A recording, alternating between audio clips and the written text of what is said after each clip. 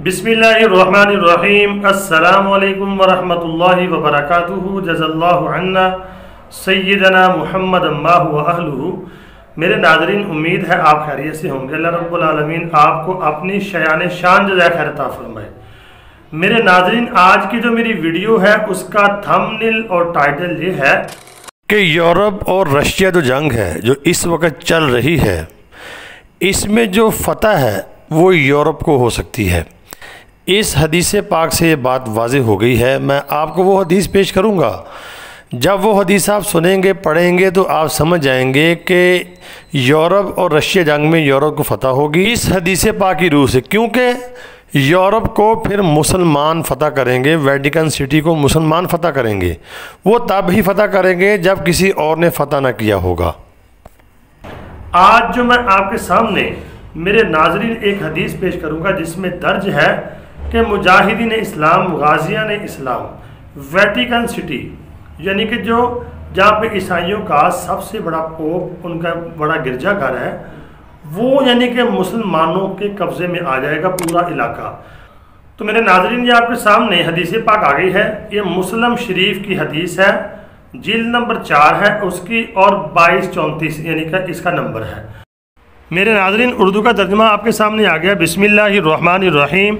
हज़रत अबू हुरैरा रज़ी अल्लाह ताला अन्हु से रवायत है कि एक दिन नबी करीम सल्लल्लाहु अलैहि वसल्लम ने सहाबा से पूछा, तुम किसी ऐसे शहर के बारे में जानते हो या तुमने सुना है जिसकी एक तरफ समंदर और दूसरी तरफ जंगल है? सहाबा ने अर्ज़ किया, या रसूल अल्लाह, जी हाँ। तो आपने फरमाया, क़यामत उस वक़्त तक नहीं आएगी जब तक कि हज़रत इसहाक़ की औलाद में से 70,000 आदमी उस शहर के लोगों से जंग नहीं कर लेंगे।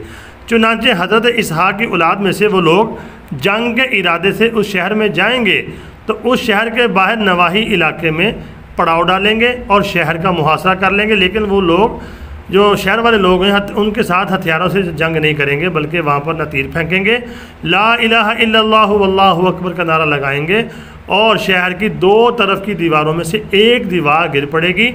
इस मौका पर हदीस के रावी ने कहा है कि मेरा ख्याल है कि हज़रत अबू हुरैरा रज़ी अल्लाह ताला अन्हु ने यहाँ समंदर की जानब वाली दीवार कहा था। इसके बाद हजूर सल्लल्लाहु अलैहि वसल्लम ने यह इरशाद फरमाया कि फिर वो लोग दूसरी मरतबा ला इलाहा इल्लल्लाहु वल्लाहु अकबर का नारा लगाएंगे, कुछ शहर की दूसरी दीवार गिर जाएगी, फिर तीसरी दफ़ा ला इलाहा इल्लल्लाहु वल्लाहु अकबर का नारा बुलंद करेंगे तो वो तीसरी दीवार भी गिर जाएगी।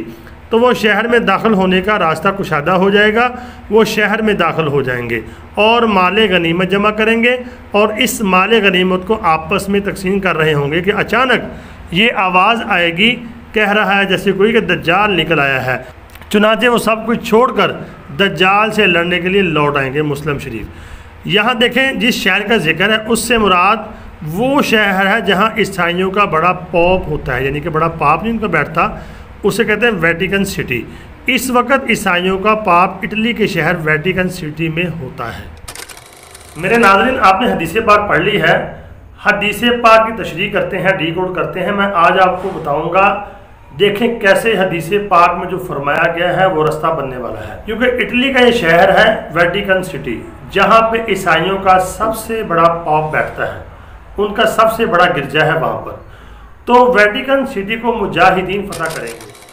तो जब मुजाहिदीन वेटिकन सिटी को फतह करेंगे हदीस के मुताबिक, तो बात समझने की यहाँ पे ये है कि रशिया तो फिर इसको फतह नहीं कर पाएगा। यूरोप का जो हेड है वो आपको पता है वेटिकन सिटी है। तो जब मुजाहिदीन ने फतह करना है, मुसलमानों ने फतह करना है, तो फिर यूरोप नहीं कर पाएगा। यूरोप अपनी पावर में होगा, वेटिकन सिटी पावर में होगा। तो मतलब यह है रशिया यूरोप जो जंग है इसमें रशिया को फतह नहीं होगी, यूरोप को फतह होगी। तो बाद में यूरोप जो है वो बढ़ता चला जाएगा। आपने हदीस पाक सुनी होगी कि शाम के गिर्द जो है रोम वाले आ जाएंगे, शाम को घेर लेंगे, यहाँ इनकी फ़ौजें पहुँच जाएंगी। हज़रत इमाम महदी अलैहि रिज़वान फिर इनसे जंग करने के लिए जाएंगे और ये कहेंगे आप हमारे रास्ते से हट जाएं, इन्होंने हमारे लोगों को कैद किया है। ये आपने हदीस सुनी होगी। तो इससे वाज़ेह हो रहा है कि यूरोप जो है इसको शिकस्त नहीं होगी, ये बढ़ता चला जाएगा और उसके बाद फिर मुसलमानों के हाथों जो वेटिकन सिटी फ़तह होगा, इससे वाज़ेह हो रहा है कि मुसलमान ही फ़तह करेंगे और रशिया को शिकस्त हो जाएगी। तो मेरे नाज़रीन, बाकी अल्लाह सबसे बेहतर जानता है। ये हदीस की रोशनी में मैंने आपको डीकोड करके बताया, थोड़ी इसकी तशरीह की है और तज्ज़िया किया है। बाकी अल्लाह सबसे बेहतर जानने वाला है। तो उम्मीद है आपको ये वीडियो समझ आ गई होगी और हदीस पाक भी आपने समाअत फरमा ली है। तो आपका तज्ज़िया क्या कहता है, आपका ज़हन क्या कहता है, आप कमेंट के ज़रिए अपनी राय का इजहार कर सकते हैं। तो चैनल को सब्सक्राइब अगर आप नहीं किया, सब्सक्राइब ज़रूर करना और लाइक भी करना वीडियो को, और वीडियो को आगे शेयर लाजमी कर देना। अल्लाह ताला हम सब का हामी व नासिर हो। अस्सलामु अलैकुम व रहमतुल्लाह।